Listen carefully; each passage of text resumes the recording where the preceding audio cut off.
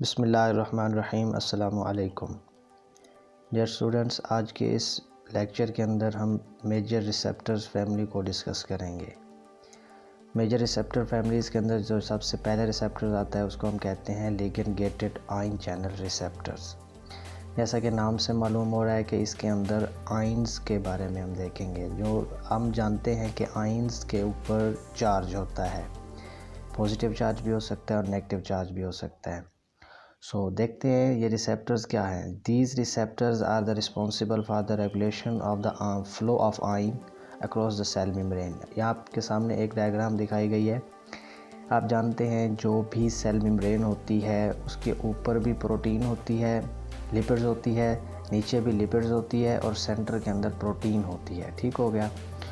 इस लिपिड्स और lipids by layer जो होती है, इसके सेंटर में प्रोटीन के अंदर हमारे पास जो है ना एक चैनल्स होता है जिसके ऊपर गेट लगा हुआ है। ठीक है, आप देख सकते हैं जैसे ही कोई ड्रग्स जिसके अंदर आयंस होंगे, वो ड्रग जब इस सेल मेम्ब्रेन के करीब पहुंचेगी वो आकर उस चैनल के ऊपर अटैच होगी, रिसेप्टर्स के ऊपर अटैच होगी। जैसे ही वो रिसेप्टर के ऊपर अटैच होगी उसको एक्टिवेट करेगी।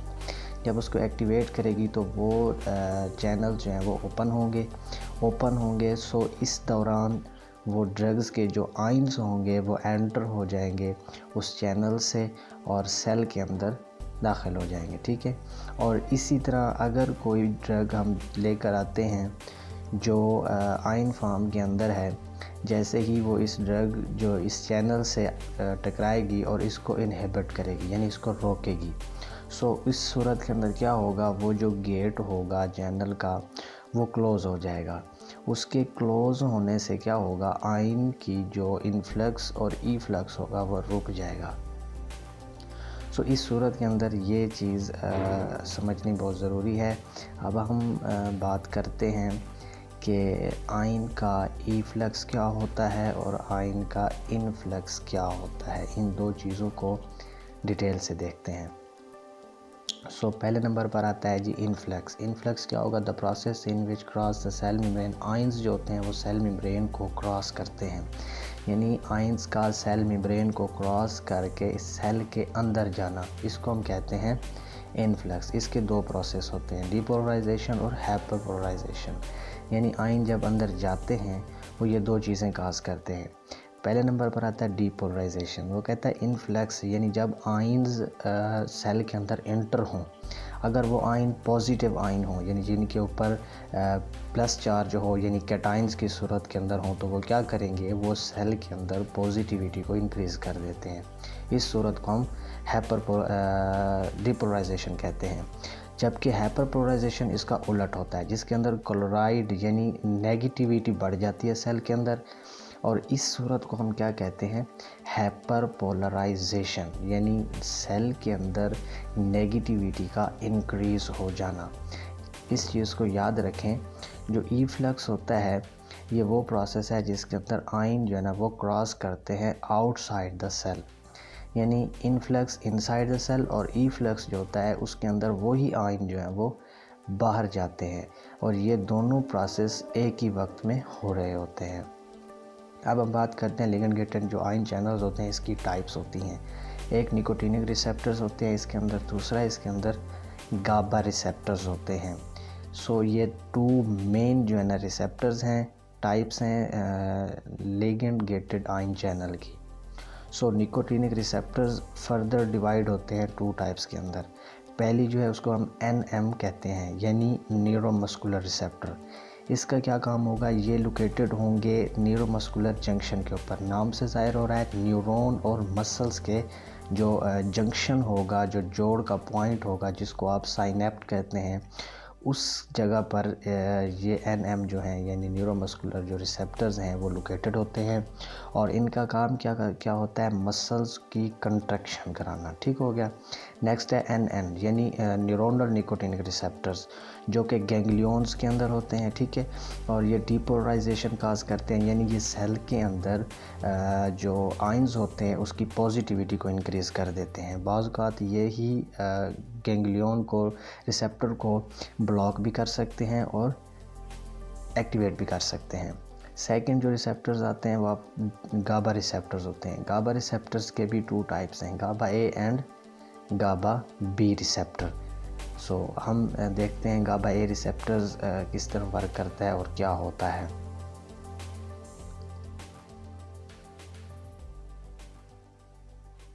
गाबा ए रिसेप्टर जो होता है ये कंट्रोल करता है majority of the inhibitory signals in the central nervous system. यानी गाबा रिसेप्टर्स जो होते हैं ये तकरीबन सेंट्रल नर्वस सिस्टम के जो सिग्नल्स होते हैं उसको इनहिबिट करता है, रोक देता है।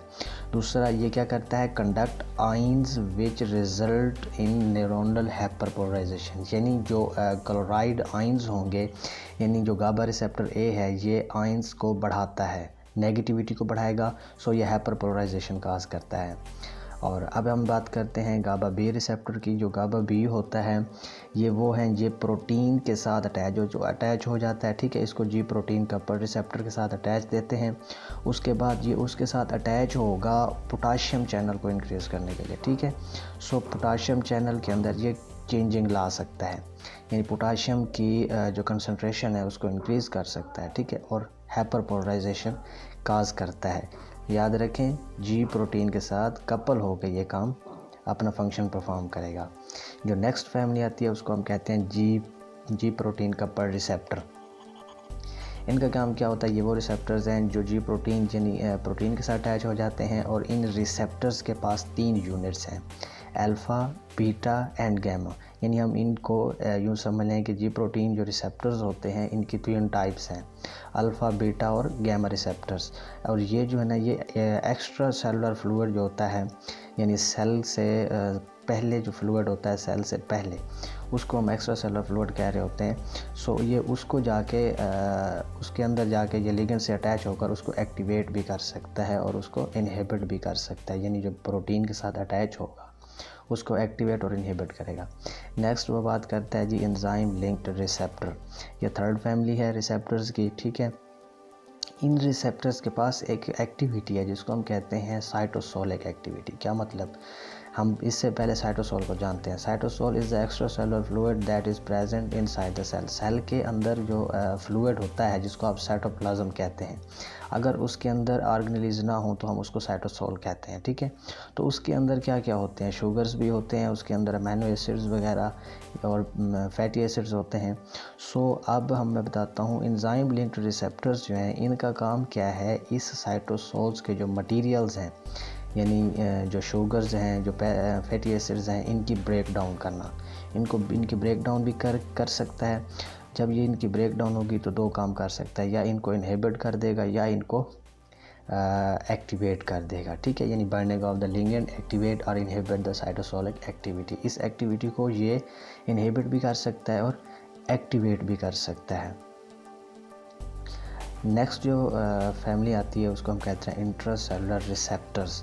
यानी सेल से पहले, इंट्रा मतलब एंटर होने से पहले का जो रिसेप्टर्स होते हैं। तो ये 4th फैमिली है, इसको हम इंट्रासेलुलर रिसेप्टर इसलिए बोलते हैं। ये साइटोप्लाज्म या न्यूक्लियस के अंदर हमने इनको यूँ समझ लें कि प्रेजेंट होते हैं। उसके बाद वो क्या कहता है, इसका रिस्पॉन्स क्या है, इसका वर्क क्या है, ये ट्रांसक्रिप्शन काज करता है। ट्रांसक्रिप्शन क्या होता है, DNA टू RNA। यानी DNA जब रिप्लिकेट होगा यानी अपनी कॉपी बनाएगा, सो ये उलट हो जाता है। यानी DNA से अगर RNA बन रहा होगा तो इस प्रोसेस को हम कहेंगे ट्रांसक्रिप्शन, ठीक हो गया।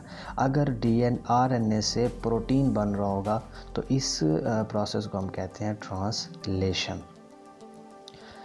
सो आज का वीडियो यहाँ तक था, लेक्चर यहाँ तक था। सो मिलते हैं नेक्स्ट वीडियो में, तब तक के लिए अल्लाह हाफिज़।